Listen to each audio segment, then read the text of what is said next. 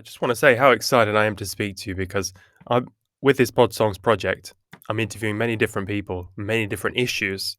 But after watching the corporation and the new corporation, reading, I realized there's only one issue, and that's the corporations.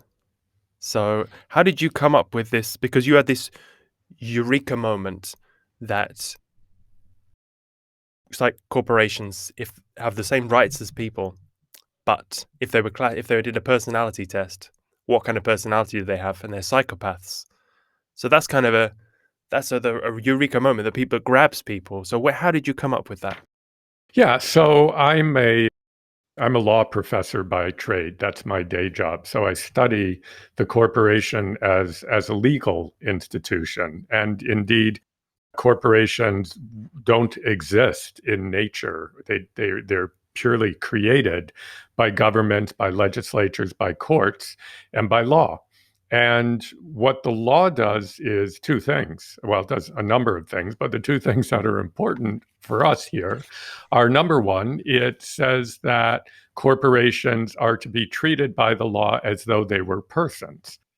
So this is quite a common understanding that we all know about corporate personhood and all that. But the second thing they say is that corporations and their directors and their managers always have to act in their own self-interest. They're not allowed to make decisions for the sake of other people or the environment or social justice or any of that. They always must act in their own self-interest. And what the law means by their own self-interest is value for their shareholders. So they always have to make money for their shareholders. That is their legal obligation. That is their legal imperative. I had done psychology as an undergraduate. And so when I was sitting in my corporate law class at law school and thinking, this is very interesting that the law has created this artificial person and then it's imbued it with a personality that says it's only allowed to act in its own self-interest. If that were a real person, it would be a psychopath. That is the definition of a psychopath. So that was kind of the germ of the idea. And then I played out that idea in the first book and film, which came out in 2003, 2004. And then I returned to that idea most recently in my new book and film, The New Corporation. And the basic idea there is that over the years, corporations have become more powerful, more dangerous, larger.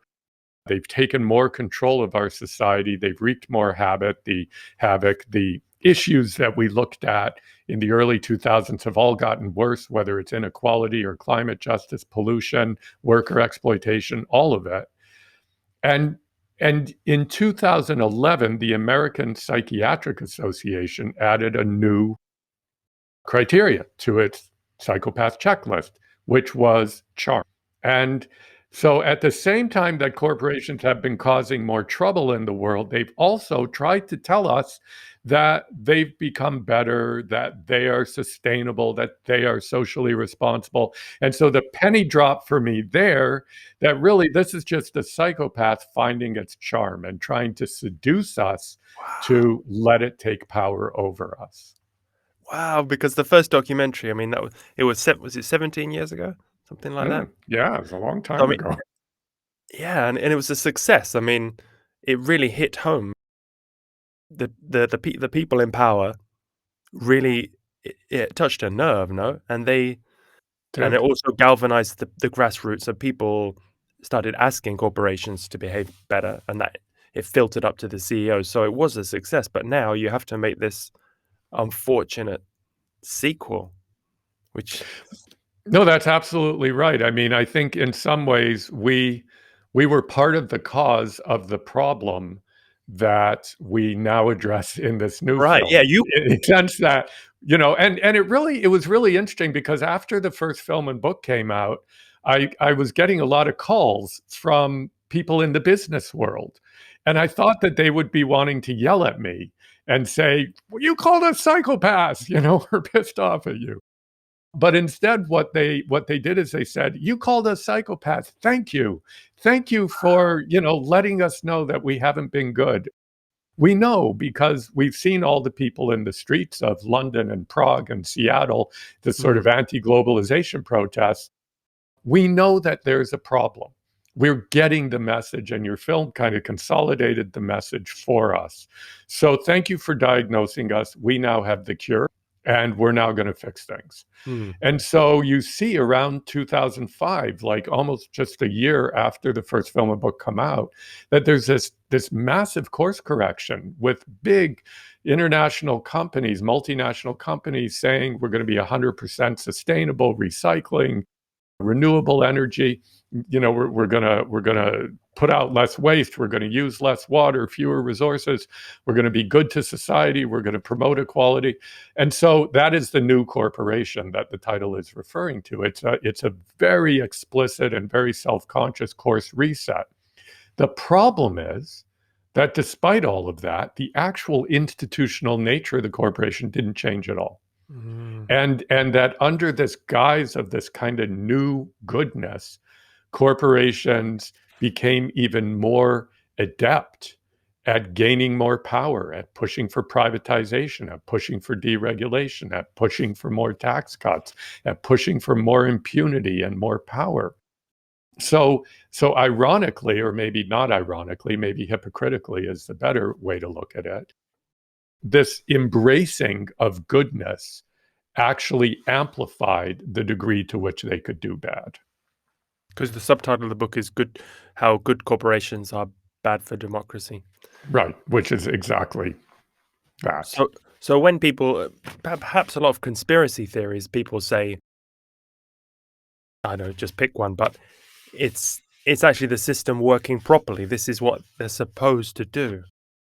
Yes, I'm not a fan at all of conspiracy theories. I think that in addition to conspiracy theories sort of paralyzing us, because they leave no room for us to act as citizens, because there are 5 people in a smoky room, a dark smoky room, plotting the course of the world, and we're never going to be able to get at them. So I think that's one problem with conspiracy theories. But the other problem with conspiracy theories is that they presume a level of organizational ability among human beings that I don't think exists. They presume that those 5 people in the dark, smoky room, that one of them isn't going to blow the whistle or see some other advantage. It presumes a kind of degree of cooperating in evilness that I think human beings just aren't capable of. Fortunately, aren't capable of. I mean, you see evil regimes, but they always fall apart because there are people within them who find them to be wrong and do something about them or blow the whistle or whatever. So yeah, you're absolutely right. My critique is not at all about conspiracy. It's about a system that, in effect, we've all been complicit in creating, corporate capitalism. And when it is working properly, what it is supposed to do, I mean, the word capitalism, I think, is important because what it suggests is that the entire system is supposed to be oriented to the production of capital. And capital isn't just money lying around. Capital, as contemporary economists, Karl Marx, Adam Smith, all others recognize, is the difference between the investment that you make, whether as a worker, your investment of labor, or your investment of money as a capitalist, and what's produced out of that is the kind of extra, the surplus value, as Marx talked about it. That's what capital is. So and so that is basically profit and growth and all of those things. So capitalism is a system that its entire teleology, its entire goal is to make that, is to produce capital. And so if that system is working properly, it will produce as much capital as it possibly can. And in order to create capital, you need to do what Schumpeter called creative destruction. You need to dig things out of the ground in order to get at the gold. You need to destroy the environment to get at the gold. You need to harvest things from the land. You need to take land and turn it into agriculture. You need to take water from streams. So you need to take. You literally need to extract. and you need to extract labor from individuals. So that's how you create capital. And when that system is working well, it's built in that it will be destroying, it will be Mm. exploiting, it will be harming in the name of creating capital. And when you put corporations into that, 'cause capitalism doesn't need corporations. Adam Smith's conception of capitalism did not have major corporations. It had the butcher, the baker, and the Mm. candlestick maker. But when you put corporations into that, you put a very powerful legal tool into sort of massively magnifying the capital production process. And when it's working properly, it is not paying attention to social and environmental goals, it's producing capital.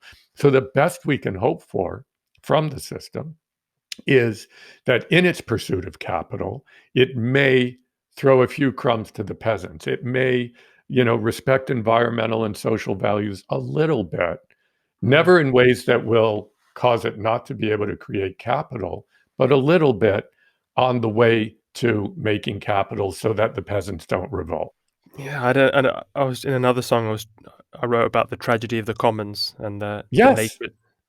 Yeah, nature's worth more dead than alive, and that's probably But the so do you sing as well? yeah. Can you sing a song? Sure. Nature's worth more dead than alive. It's a race to cut down the trees before somebody else does. Yeah, Right but on. your wife's gonna sing this song. Is that right, Rebecca? Rebecca, that is the plan. Rebecca is I'll introduce her now, but she'll come and introduce herself later. She's a Canadian film and TV actress, but also a well-known singer who I play jazz guitar and we have an act together and we make albums and they're up on Yeah, Spotify and things like that. So fantastic. yeah, she was part of. I mean, in Canada there was this very fertile scene that produced people like Joni Mitchell, or were sort of around the edges. Neil Young, Leonard Cohen, all of these sort of great Canadian acts. And there was this ferment in Toronto called the Queen Street scene, which had bands like the Parachute Club and its sort of anthemic Rise Up, which is an activist song, and Jane Siberry, another artist from that time who toured England recently, actually, and the UK. And Rebecca sang with those bands and was part of that whole scene back in the day. But she also made a film called Bye Bye Blues back in the late 1980s, where she played a jazz singer and so did her own singing in that. So yeah, so that She would got be a lovely fun. voice. Yeah, yeah. Wow, thanks. Maybe we Yeah. could do a jazz. I haven't done a jazz song. We're doing all different styles of music. So we've done Well, if rock. do you play jazz? No, but Okay. it's all about the rhythm, isn't it? So Yeah, if you yeah. send a song, we can jazzify it for you. Fantastic. That would be great. Yeah, I for haven't had sure. it. I've had a guest play an instrument on the song before, but never full production like this that we could do. Yeah, what we can do is we can record it. We do a lot of duo work with me sort of on my jazz guitar and her singing. And we can record it for you in a nice way and send it off. Fantastic. So how do you go from did Rebecca help? How did you go from being a law professor to I mean, I can understand writing a book, but how did you go to making a documentary? And it's fantastically put together, and you're not like Michael Moore, who's, walking around. You're not the front man. Mhm. You're invisible in the No, but, correct. I mean, yeah, it's kinda you stitch it together so well. So how did you do that? So for the first film, I was the writer, and it was directed by Jennifer Abbott and Mark Achbar and edited by Jennifer Abbott. So my job there was, in terms of the stitching together, was to provide sort of the broad framework of the ideas and the argument. And it was really Jennifer's editing that stitched it together so well. Right. In the second film, I played a more active role because I was not only writer, but I was also director. And directed with Jennifer Abbott. She was my co-director. But so she came on a bit later. We'd already done some of the shooting of the film. And I spent basically a year sitting in the edit suite with Peter Roick, who is a brilliant, brilliant film director, and piecing together this film. And it was a great Wow, challenge. wow. Yeah, because partly because while we were after we had thought we had finished the film, the COVID crisis hit, Um, and we felt we needed to incorporate that into the film. And so that added time. And then when we thought we'd finished the film again, the Black Lives Matter protest in the wake of George Floyd's brutal police killing hit. uh, And we felt again we had to open up. We'd locked the film, we had to oh unlock it. no. And yeah, so we locked it twice. And due to the way events unfolded, we had to unlock it. And so that's why it took a year. And again, it was really a combination of having a very sort of strong thesis and argument and thinking about how, I mean, as a lawyer, I kind of think about how do I put the witness's Yeah, testimony together fantastic. to create the case? Yeah. And this was effectively a prosecution of the corporation. And so it was really a question of lining up the different sort of witnesses and the various stories and telling them in a way that really nailed the points down, while Peter, the editor, was sort of making sure that the visual and the sonic and the emotional, and Jennifer, my co-director, that the sort of filmic elements were really, really working. So it was a great combination of sort of research and writing and storytelling that I could bring to the table, and then the more filmic sound and graphics and just images and emotional cadence Ah, that Peter and Jen could bring to the table. And the result is, I think, a pretty watchable film on a very heady set of ideas. because I heard you describe it as a zombie movie that you were Mm. inspired, that you start off with with the suburbs and everything's okay, and then No, absolutely. I mean, it was, I am a film buff, even though not a filmmaker by trade. And I've always loved the narrative arc of zombie movies because they're incredibly hopeful. And and this film, I sort of really wanted to model on that because zombie seems to be the right metaphor for this idea that the corporation is good now, that it's just it's fake, it's not real. mm, And so, yeah, you start out in the bucolic suburban town with, the paper boy throwing the paper onto the porch, and, all those kind of actually really American images of the bucolic small town with the white picket fence and the big porch and all of that.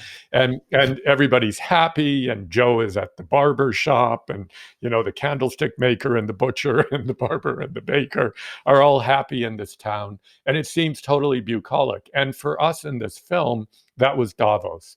That was the World right, Economic right. Forum meeting in the film, where everybody's like, oh, corporations are great and the world is good and we're going to save it. And, that the whole corporate social responsibility, we should feel happy and good. And this is a nice town that we're in. And then in the zombie film, the second act, it turns out that barber, Joe, is actually a flesh eating zombie who's masquerading as a human being, as are a lot of the other people in the town. And the zombies reveal who they really are.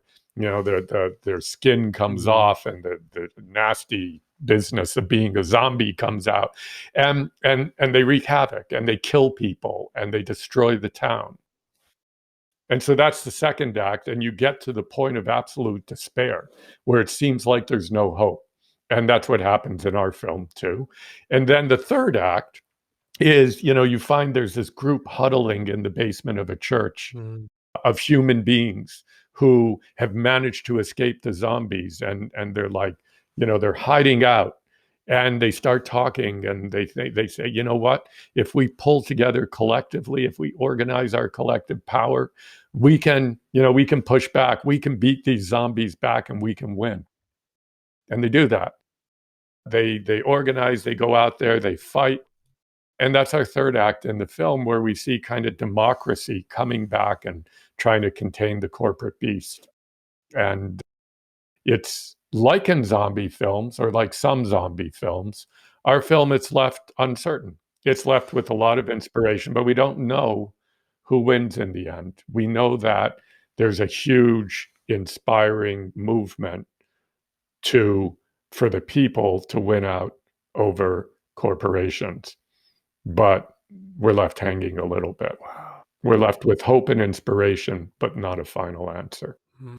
So that key was to get to Davos. I mean, how was that? I heard is it Klaus Schwab you Yeah, Klaus Schwab is the person who, I mean, most people sort of, not everybody knows what Davos is. So suffice it to say, it is a town in Switzerland where every year, yeah, yeah, it's beautiful. It's a ski resort and lovely, lovely Yeah. place. And it is the site every year, except for this year because of COVID, but every year from about 1971, for a massive meeting, the sort of meeting of all meetings of the global elite, meaning not just the heads of corporate and finance, but the heads of government. I mean, prime ministers, presidents.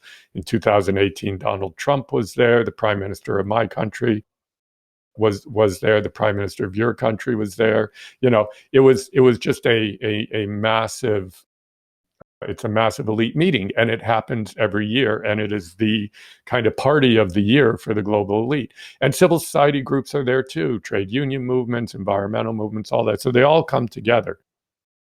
And as I sketch out in my book and film, the basic idea is an idea that comes from the founder and still current head of this whole thing, of the World Economic Forum and the Davos meeting, and that's an economist named Klaus Schwab, a German Swiss economist named Klaus Schwab.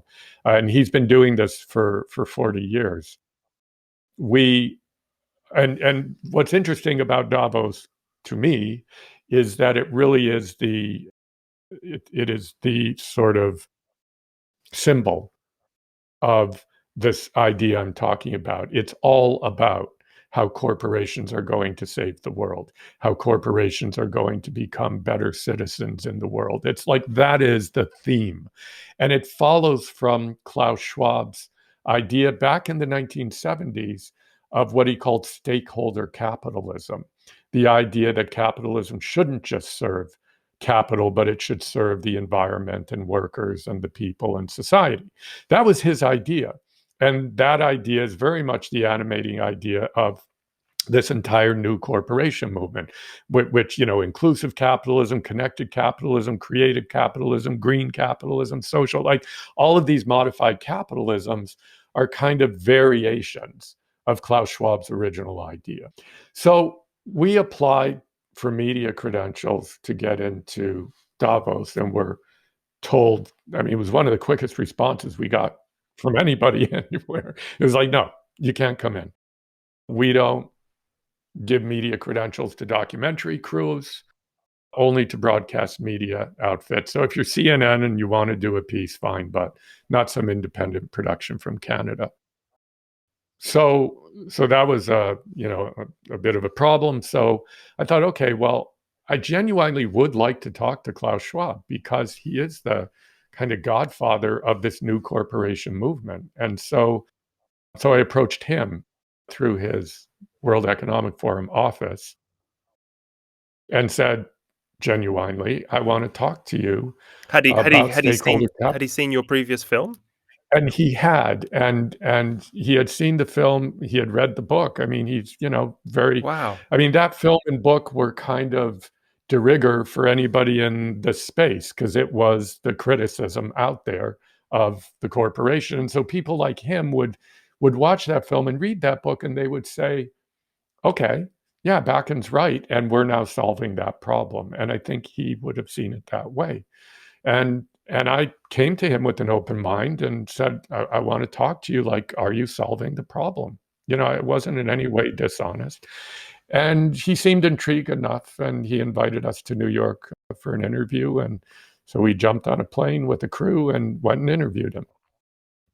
And after the interview, I said, you're the head of this whole Davos thing.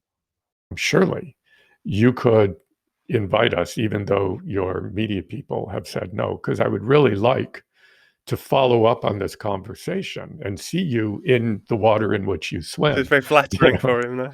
Yeah. Yeah. Yeah. And he's like, okay. And off we went to Davos. Amazing. And what was it like? Because, these people are, they believe us, no? They believe. Yeah. They believe. And to me, that is both the most hopeful and dangerous thing.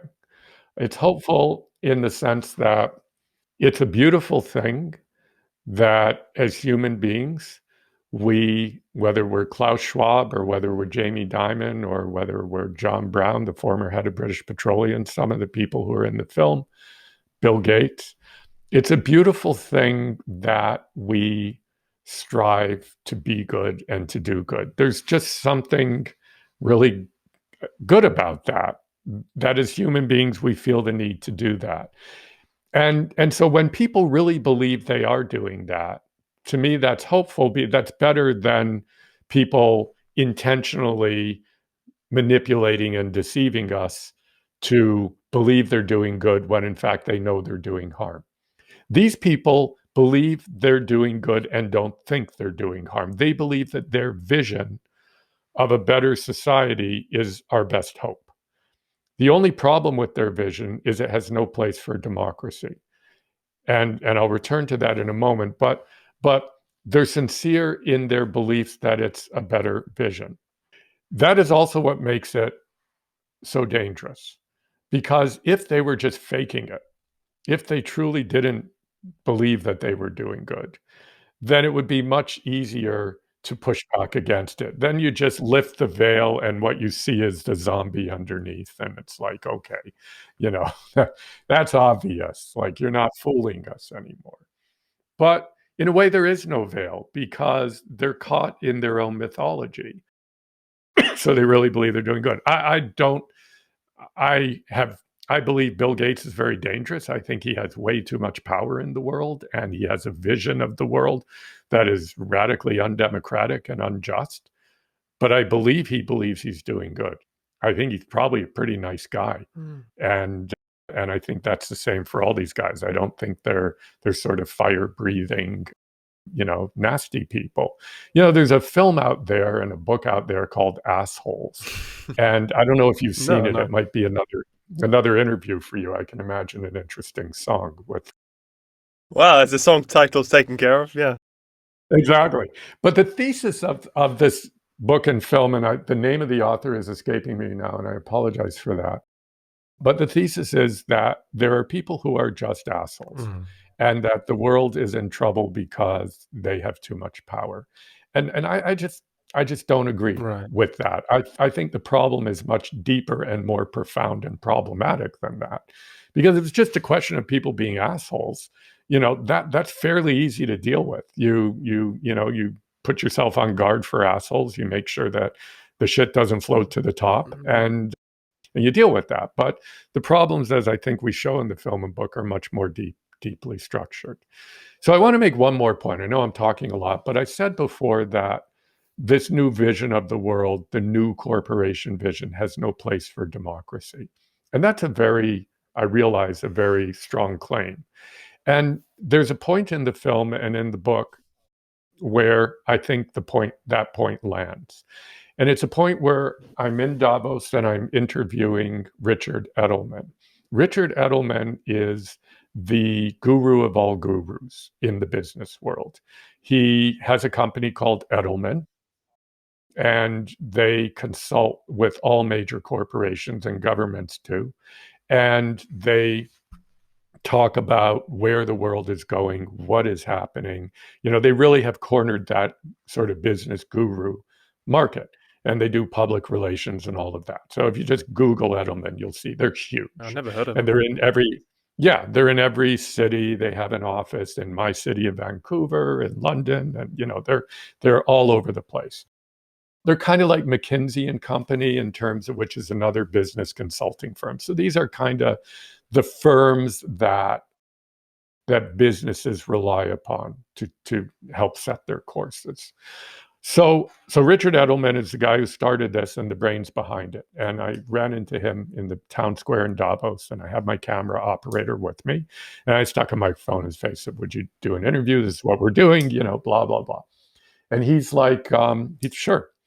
And so I wanted to tease out a little bit what his beliefs were about corporations. And basically he told me, we're at a point now where corporations are becoming good actors, where social responsibility is no longer just some kind of peripheral thing, but is becoming a core commitment of companies. And as they become good actors, he said, they can fill the voids left by retreating governments, which he could have added are in retreat because big business has been pushing them into retreat for 40 years through lobbying. But I just added that in my own head. He didn't say it. So they're going to fill the voids left by retreating governments because they're good actors now. And so I said to him, well, there's a bit of a problem with that. And that is whatever else you say about corporations, even if they're the most benevolent institutions in the world, they're not democratic. They don't represent anybody except for their shareholders. They're not accountable to anybody. They're not responsible to anybody. This whole notion of democracy that we've developed over the last 2 centuries just doesn't touch them at all, except in their relationships with their shareholders. But shareholders aren't citizens. They're a small group of people wealthy enough to invest. So he said to me this, and this for me is when the penny really dropped. After I said that, he said, I'm not much of and it's in the film and the book, said, I'm not much of a believer in political citizenship. I believe in the power of the marketplace. And I was like, boom, caught right there. There it is. Corporations are good. They can take over the job of governing from government. And political citizenship, AKA democracy, is now in the rearview mirror. And markets and corporations are to wear the mantle of governing society. That's why good corporations are bad for democracy. It's because that ideology inevitably is part of the push for corporations to become better. So corporations have all these rights as individuals, but they get lots of fines, as you've said in your. But have they ever been dismantled? So it's a really interesting question because, I mean, one of the really interesting things that we always need to keep in mind is that corporations were not created by God. They're not part of nature. They're created by governments. And so that means 2 things. One is when you hear all this talk about free markets, you have to understand that is absolute bullshit. Nobody wants a market to be free because a market can't exist without a massive infusion of government power. Where do we get property rights from? They're not writ in the fabric of the universe. Property rights are created by the courts. They're enforced by the courts, by police, by military. Where do we get contract rights from? The same thing. Where do we get corporations from? From the pens of the drafters of legislation, from corporate registries that are part of the state. So the entire market system, the entire corporate system is created by government and the state. So the idea that, markets are about not having the state is absolutely absurd. And anybody who's honest and intelligent in the realm of economics, politics, law, anywhere else, that you cannot have markets and corporations without a massive intrusion of the state.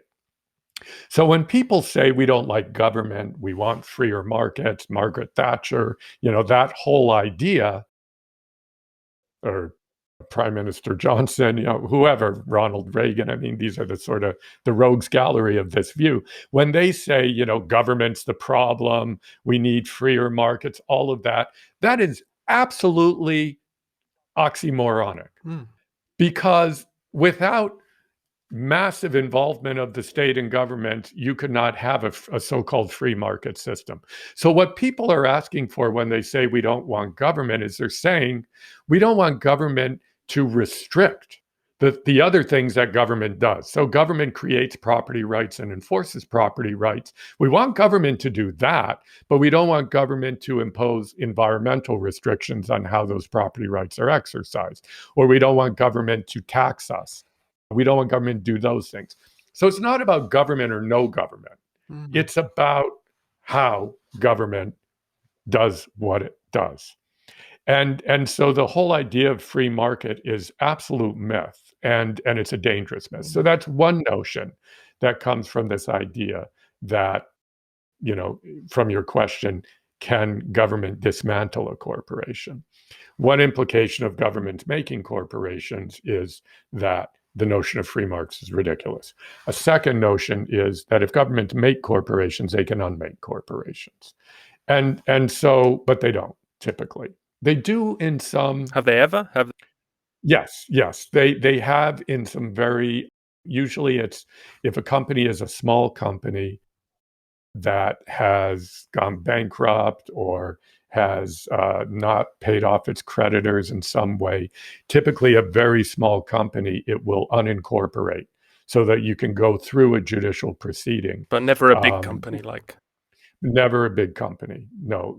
Though that is possible. And some people say that's what needs to be done, but I'm not sure it solves the problem. It goes, I don't want to go down this rabbit hole too Mm. much, but there's a real intricate relationship between big companies and capitalism as it exists today that we can't separate the two.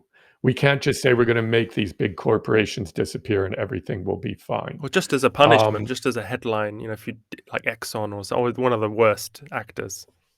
the problem is, and the reason courts don't do it is because the implications would just be so. I mean, even Enron wasn't Mm. decertified. It was fined, its leaders went to jail, all of that, but it continued to exist as a corporate entity. And part of the reason for that is that if you evaporate the corporation, then you also no longer have an entity that those who have been harmed by it can sue. So Mm. and Enron's a good case that you actually needed a corporate entity to continue to exist in order to fulfill Okay. the legal liabilities that it had created. And you can spin that logic out further that if you sort of destroy a corporation, all the pensioners Mm. whose pensions own shares in that corporation will suddenly lose their money. So because the tentacles of these large corporations are so broad, it's just the implications of getting rid of a corporation. The workers would be out of work, the Yeah. pensioners would be out of pensions. It just to unwind a big company like that suddenly through some kind of a judicial order would just be too consequential Okay. for too many people who weren't really at fault for what the company was But doing. it seems they want the best of both worlds because they're always lobbying for lower taxes, but then when they want a bailout, they go to the government, and then the government, they're too big to fail. No. Absolutely. And that is the problem with our system. And it underlines the point we were talking about before. Not only do they rely on government to create them, not only do they rely on government to create markets that are advantageous to them, but then when within that system they fail, they rely on government to bail them out. So It is an uh, absolutely, but it goes back to the point we were talking about that if your system sees the main goal as creating capital, then it's always going to be intervening in ways that ensure the creation of capital is not interrupted. has a business owner ever? And that's Yeah. Has capitalism. a business owner ever come to you and says, "I was thinking of incorporating, but I read your work, and I realized what a terrible mistake it would be. I'm just going to stay a private company." Well, here's the thing. I mean, no. And I mean, you can look at people who might have done that. And I think of a sort of British Dutch company named Unilever, which was run by a CEO named Paul Pullman for many years, who was at the forefront of this corporate social responsibility movement. Then there's a small company from Vermont in the United States called Ben and Jerry's. And Ben and Jerry's make ice cream, and most people are probably familiar. And Ben and Jerry's are all about sort of ecology and environment and social justice and They all of sold out. that. They sold to Unilever. I mean, so, they were a private company, and if they didn't sort Yeah, of think yeah. about it, and they got probably hundreds of It's millions of dollars, heartbreaking. if maybe tens of millions. Yeah, I mean, I think there are many, many examples, especially in the high tech space, of companies that seem to be very socially minded, selling out to Apple and Microsoft. And What's the biggest company that we'd all know that is not a corporation? so let me be a bit of a law professor here. There are no companies that are not corporations, because by definition, where you're sitting in England, when we talk about a Oh, right. company, we mean an entity that's been Okay. incorporated. So, but and no large enterprise can operate in the economy without being incorporated. They need basically, in order to assume legal obligations and in order to have legal rights. So even the company that made my film is a tiny, tiny company that was created just to make the film, Grant Street Productions. And we had no choice but to incorporate, because nobody would give us investment money, including public entities, government Uh, agencies that fund films. They wouldn't give us money unless we were incorporated, because they needed a legal entity to be able to sue if things didn't work out. And I, as a creator on the film, want to be incorporated. So if things go sideways, investors can't come after my house and okay. my bicycle, you know. So there is a place for incorporation, but the real issue is, what is the largest company that is not publicly traded? That's the real dividing Okay. line. Because if you are a company that is private, you can decide how you want to balance profit and social So you've no values. It's shareholders. You up don't to have it. you. You have no shareholders, so you don't have any fiduciary obligation. And there are some companies. There's a company based in the United States called Cargill, Cargill, which is a huge food company that is not publicly traded. And, there are various examples in tech of companies that get quite large before they go public.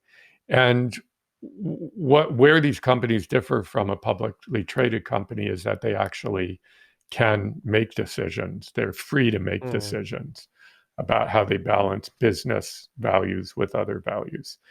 The truth is, though, that most of those companies operate very similarly to publicly traded companies in terms of prioritizing So you've profit. not got a great example of a ethically, the most ethical company in the world. Yeah, and I mean, Patagonia arguably is a fairly ethical company. It's not publicly traded. It's an example that's often used, but at the same time, they run into problems Mm. too. Mountain Equipment Co-op is a big company, but it's a cooperative, which was recently bought out by a private equity firm. And private equity firms are another piece of this, and that is they're firms that are not public, but they have vast pools of capital, and they've been buying up a lot of companies. And so technically those companies are not publicly traded. But the private equity firms run on a very profit-driven Mm. basis. So, and that gets back to the point we were making about capitalism, that when you have large companies, be they publicly traded or not, operating in a capitalist system, for them to get financing. In other words, you could have a company with the greatest ideals in the world, let's say Patagonia. But Patagonia needs to get financing. No company can operate without. So it goes to the bank. And the bank looks at its business plan. And the bank will not give it credit unless its business plan is one that comports with making a return. And so even though now it doesn't have its shareholders looking over its shoulder, it has a for-profit bank looking over its shoulder. And so you can Yeah. see that as long as we're in the system where everything is oriented towards the creation of capital, it's going to be very hard to escape that imperative. So you in your work, you say the democracy that is the solution, and we should use our rights as citizens to curtail these corporations. How can we do that? Yeah. So, I mean, I think what we as citizens need to understand is that we have power to address these kinds of issues of corporations having too much power, of markets being too pervasive and too influential, of corporate values being too much the values that we're supposed to all serve, that we can do something about this. I don't necessarily believe we shouldn't have markets in society. I don't necessarily believe we shouldn't have corporations in society. What I do believe is that both of those need to be seen as Mm, tools, not as ends in themselves, but need to be seen as public policy tools. Corporations were invented in order to finance railroads in Britain, the modern corporation, because for the first time with the steam engine, there was a possibility of creating large enterprise. It was no longer just a mill on the River Floss, but you could create these massive steamship enterprises, factories, railroads.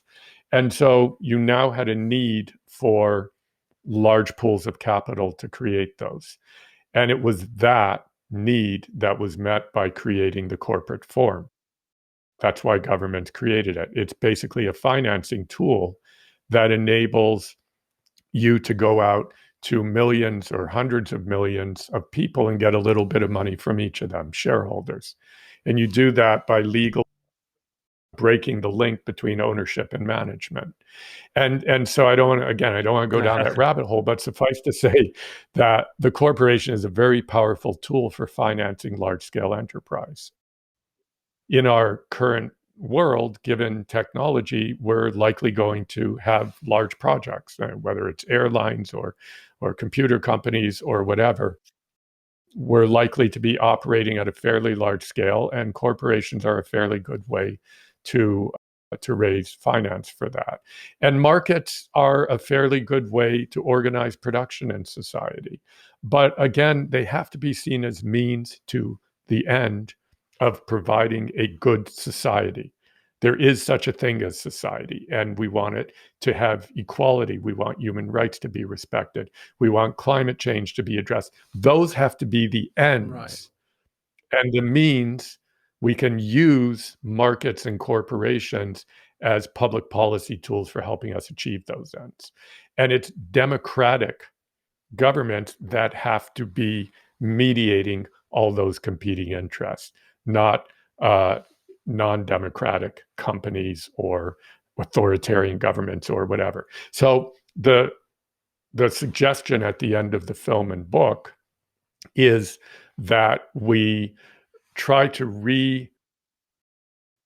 re-understand, recreate what democracy is, to really build in a robust commitment to social and environmental values, to see democratic government being very much twinned and symbiotic movements for a more just society, for an environmentally more sound society. And so we look at examples at the end of the film of those kinds of movements. But I think it is really re-democratizing Mm, democracy. And sort of the idea in the film, we start with the Occupy movement. And the idea in the film is we need to do more than occupy the streets. We actually need to occupy democracy. In fact, that's what democracy is supposed to be, is government occupied by the people. So that's what we need to get to. I was going to say get back to, but we were never really you mean there. like on a local level or national? I mean, I think it has to happen at all levels, but we do sort of talk about it in the film as and we look at some local politicians in the film, and we talk about what one commentator talks about as the urban renaissance, which is this movement of progressive governments and local authorities sort of getting elected. And so the idea, as one sort of progressive city councilor in Seattle, Shama Sawant, talks about it, is that you can start at the local because it's doable. Right. And then, work higher. But, I think people like Bernie Sanders and Jeremy Corbyn, tried, whether ultimately with much success, but I think tried to move in a direction that was different and in opposition to the kind of neoliberal ideas we've had for 40 years. And I would say, I say not totally successfully, but I think some of what is happening now in the United States with the Biden administration is very much connected to the energy that was created with the Sanders move, with people like AOC and whatnot.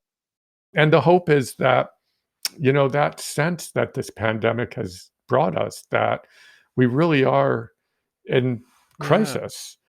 And moving from just the pandemic and thinking about climate and all these things, and in a positive way thinking we really need collective solutions, public solutions. We can't rely on corporations to get us out of this. Yeah, they may play a role. They may, help create vaccines and things like that. But ultimately, the policy, the ideas, the leadership has to come from our democratic governments. And there are some fairly encouraging signs that that's happening.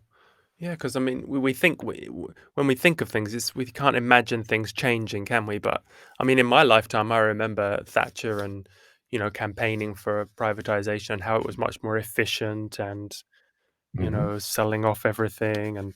But then in your first film, you talk about how fire engines, for example, used to be in the private sector. So if you had a plaque on your wall from that, like health insurance in America now, you could get the fire engine to come. So there is the power to change these things and bring them back into the public sector and reform the system. That it's not just because the corporations are winning now, it doesn't mean that it has to stay like that. No? You're absolutely right. And I think that is, it's a fight, it's a struggle, but it's a struggle that I think can be won. And let me introduce you. It's 10:45 to Hello, Rebecca. Hello, pleased to meet you. Good to meet you too. Yeah, it sounds like such a fun idea. Oh, thank you. Well, it's a very challenging idea. Oh. So I'm just listening through the earphone. I said it's a very challenging idea. To make a documentary was difficult enough. It took him a year, but I think this song could take me longer. Good luck. Do you two want to talk at all about what the song might be? That would be great. Like? Yeah.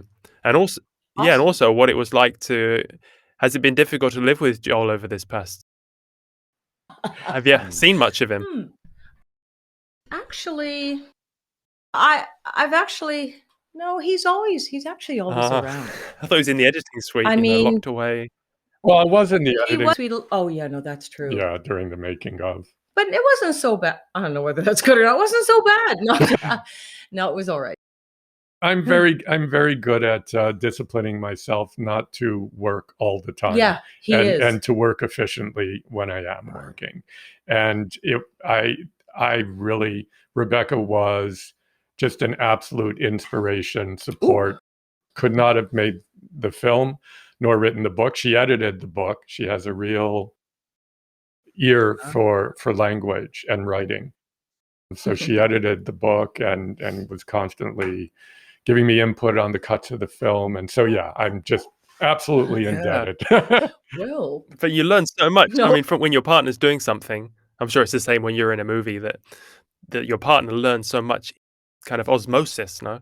Especially when you're editing the book. Yeah, it's really true. And honestly, it's not hard to edit Joel's work. It really isn't. He does so many drafts first. He just works it until it's to a place where really it's not that hard to edit. So are you more of an activist now? Are you energized more than you were before?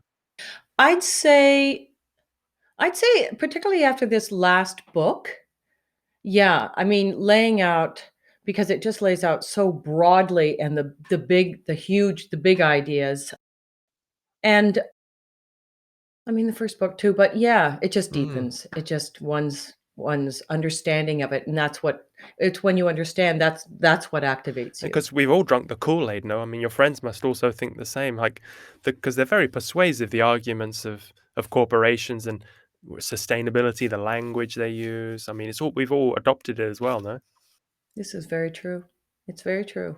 Oh yeah, If it is. What have friends have they commented as well?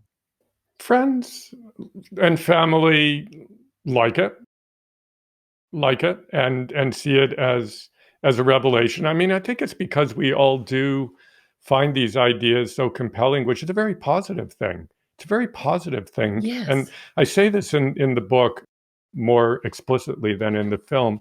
It's a very positive thing that people are drawn to this, even though it's mythic. It's very positive that people are drawn to it because they yearn, so they're looking for the right, they're following the wrong star, but their reasons for following it are right. If they're sort of drawn into the idea that corporations are going to serve up these values, they need to read my book or watch the film. But the fact they're drawn into them is a beautiful thing. Because it's the Kool-Aid, isn't it? Is a much better thing than if they Because weren't. all these ideas, like I heard that littering was even invented by companies, and the whole recycling, to like you say, Yeah. externalize the costs, because that's what they're doing. So you don't Yeah. even know it's not labeled as Kool-Aid. It's incredible. No, exactly. Yeah. So, I mean, I'm just hoping this project and your song and Rebecca's singing of it will, will set everybody Well, straight. I think I was wrong to say that a song is going to do it. I think we need to do a whole album. All right. Well, I'll get to thinking about a song, and you guys can jazz it up. We will. The 14th All right. Amendment to Nice the to meet you. Thanks so much for taking the time to Constitution was chat. meant to free Okay, you take slaves care. from Thank you. Bye-bye. persecution, yeah. Bye-bye. But corporations shouted, hey, we're persons too. We want the Constitution's rights for all we do. Oh, oh. And now they have the same rights as me, but they don't eat, they don't breathe. Why do they need liberty? Especially when you see they have the psychology of a psychopath. Oh boy, I see a change is coming. The people have had enough. I see a change is coming. It's time that we call the bluff. We know what the fight will be. We gotta reclaim democracy, hey, yeah. Reclaim democracy.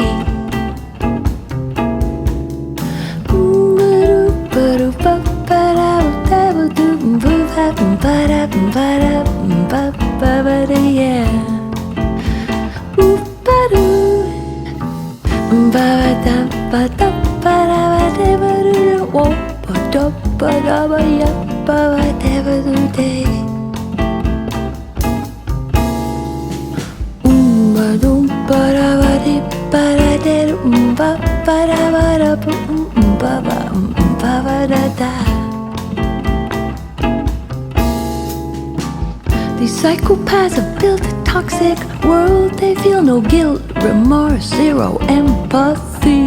No, no. They cause climate change, social inequality, destroy the earth, corrupt democracy. And too high a sense of their own self-worth. I'm surprised they don't boast of having a virgin birth. Yeah, yeah. I feel a change is coming. The people have had enough. I feel a change is coming. It's It's time that we call their bluff. We know what the fight will be. We gotta reclaim democracy. Hey, yeah, yeah. Reclaim democracy. Create the world we want to see. Reclaim democracy. We know what the fight will be. Reclaim democracy. Reclaim democracy.